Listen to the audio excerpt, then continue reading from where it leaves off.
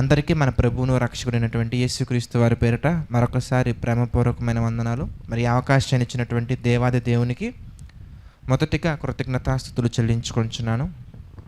ప్రియులారా, మరి బైబుల్ అనగానే చాలామందికి నేను ఏ విధంగా అయినా కానీ ఈ సంవత్సరం బైబిల్ మొత్తాన్ని కంప్లీట్ చేయాలని ఒక అద్భుతమైనటువంటి ఆలోచనతోటి చాలా చక్కగా ప్రారంభిస్తారండి. వాళ్ళ టైం టేబుల్ చాలా చక్కగా డిజైన్ చేసుకొని ఫ్రేమ్ చేసుకొని డైలీ 1 అవర్ అని కొంతమంది, 2 అవర్స్ అని కొంతమంది, డైలీ పోర్షన్ అని కొంతమంది ఒక చక్కగా పెట్టుకొని ఒక టైం టేబుల్ పెట్టుకొని ప్రారంభిస్తారు. ప్రారంభించిన తర్వాత ఏమవుద్ది అనగానే ఐ థింక్ కొంతమంది ఆది కాండంలోనే ఆగిపోయే వాళ్ళు ఉంటారు.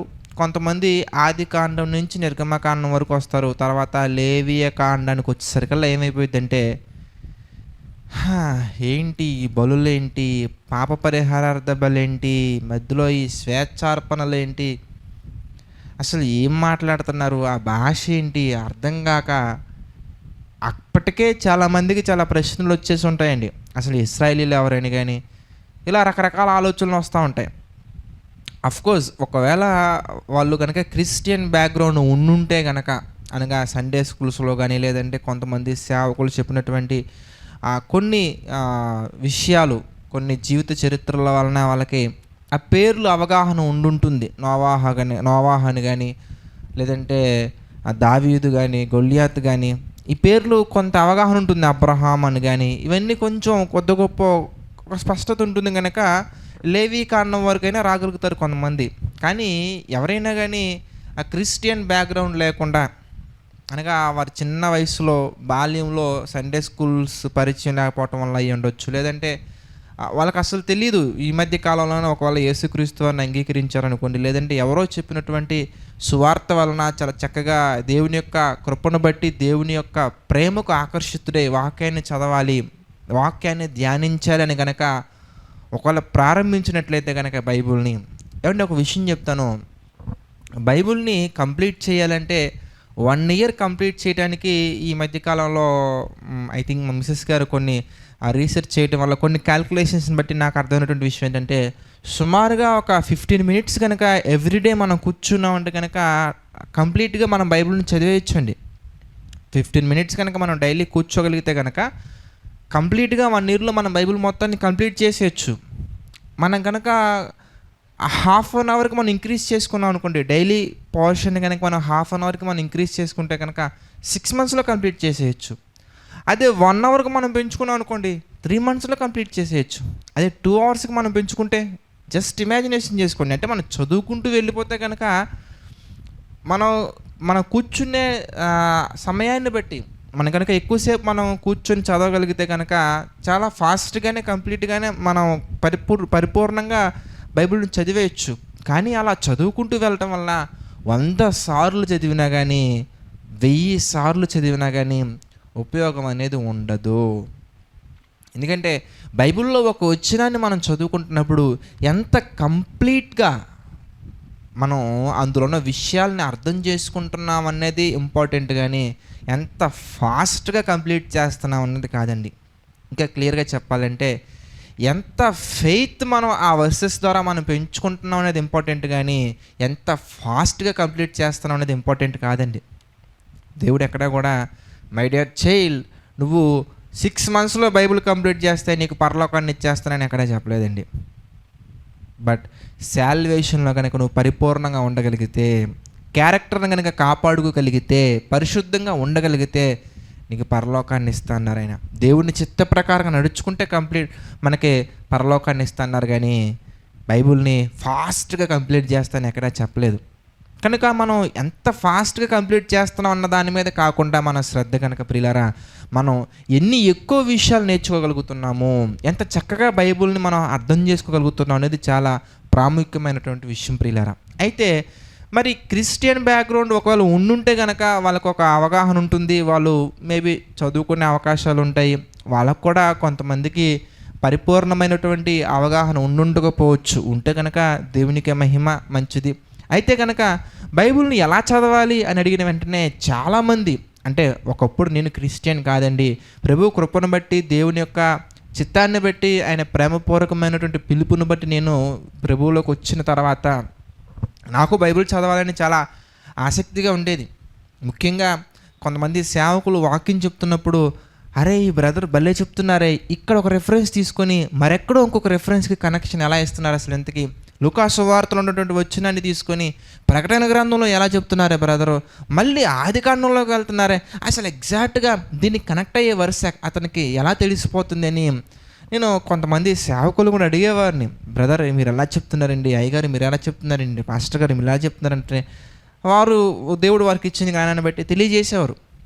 అయితే బైబిల్ ఎలా చదవాలి, నేను ఎలా కంప్లీట్గా నేను నేర్చుకోవాలి, నాకు బైబిల్లో ఉన్న విషయాలనే నాకు అర్థం అవ్వాలి చెప్పండి బ్రదర్ అని అంటే చాలామంది చాలా రకాలుగా చెప్పేవారండి. కొంతమంది అనేవాళ్ళు మొట్టమొదటిగా సామెతల గ్రంథాన్ని 7 సార్లు చదవండి, కీర్తనల గ్రంథాన్ని 7 సార్లు చదవండి. ఇంకొంతమంది కొత్త నిబంధనను మొట్టమొదటిగా ప్రారంభించండి బ్రదర్, తర్వాత పాత నిబంధన సంగతి చూద్దాం అని చెప్పేవాళ్ళు కొంతమంది ఉంటారండి. లేదు మీరు ఆది కాండం నుంచి ప్రకటన గ్రంథం వరకు మీకు అర్థమైనా అర్థం కాకపోయినా మొత్తం చదివేయండి,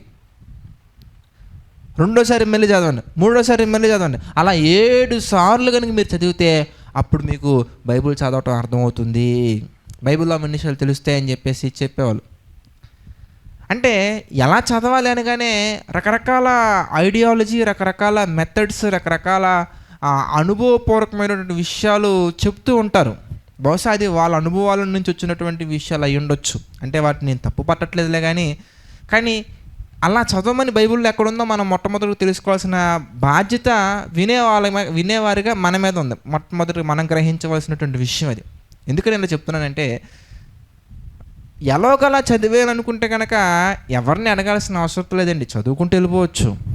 అర్థమైనా అర్థం కాకపోయినా కంప్లీట్ చేయాలి అనే ఆలోచన ఉంటే కనుక ఎలాగైనా కంప్లీట్ చేసేయచ్చు, అందులో వింతే ఉందండి.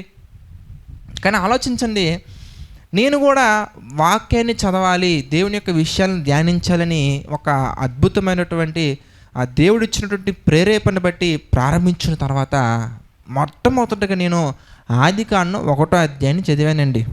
అంతేనండి.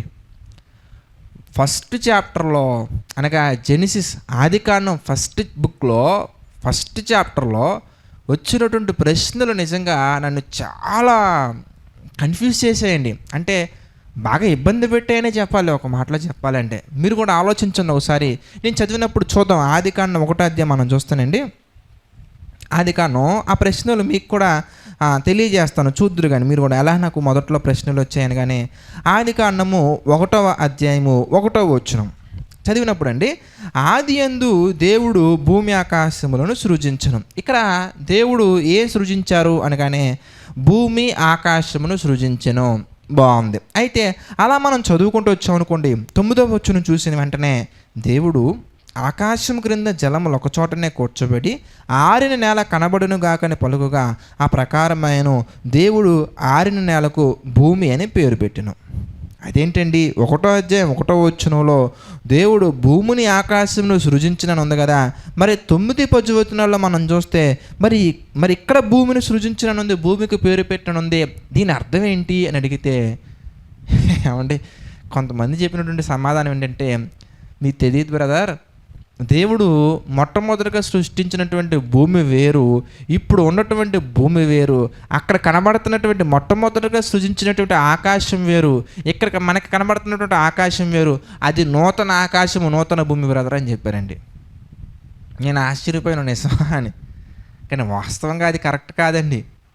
అదేంటంటే దేవుడు భూమి ఆకాశములు సృజించెను, అవి ఎలా సృజించారో అనే విషయాన్ని చాలా చక్కగా డీటెయిల్గా దేవుడు కింద ప్రస్తావించుకుంటూ వచ్చారు. ఇది ఇంకా డీటెయిల్గా ఎక్స్ప్లెనేషన్ అనేది మనం ప్రభు చిత్తమైతే మనం చూద్దాం.